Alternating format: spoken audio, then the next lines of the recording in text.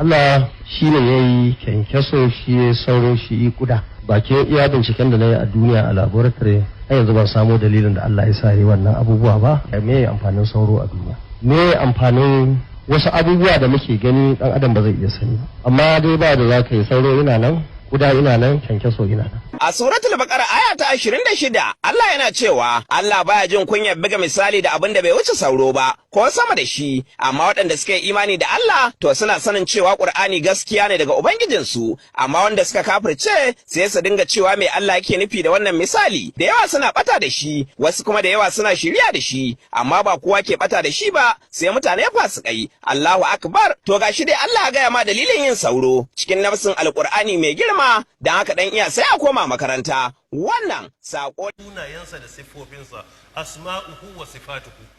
Duk abin da Allah ya ce sunansa ne kayan da siffarsa ce kayan da wanda ta dace da hankalinka da wanda hankalinka ya sabawa.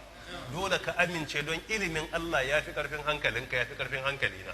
To wannan shine hakikanin imani. Duk abin da Allah ya yi ka yadda akwai hikima a ciki.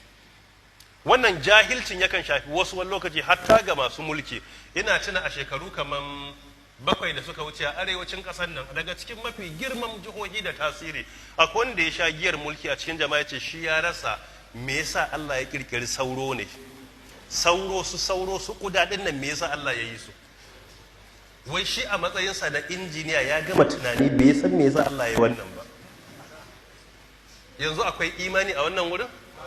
Mutum ya ce wai bai san me yasa Allah ya wata halitta daga cikin halittu ba, wai ya gama tunani shi dai bai ga abun ba.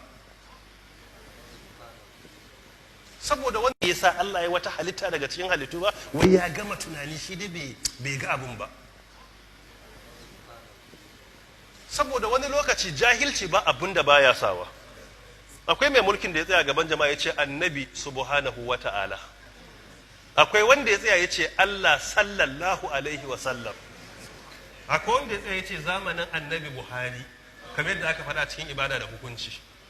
Tun ba haka ba a ce mutum yana shugabantan al'ummar musulmi amma yana challenging kudura da ikon Allah subhanahu wata'ala. To in akwai addini da sanin addini to waɗannan ai ba ma mutane ba ne. Waɗannan bai dace ko wankin banɗakin masallaci a basu ba, in dai da ilimi ake abu.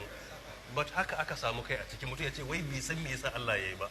Allah ta'ala ya kare mu daga jahilci, Allah ya kare mu daga jahilai da kuma aikin jahilci. Don haka walakin albirra haƙiƙanin nagarta man amana billahi wanda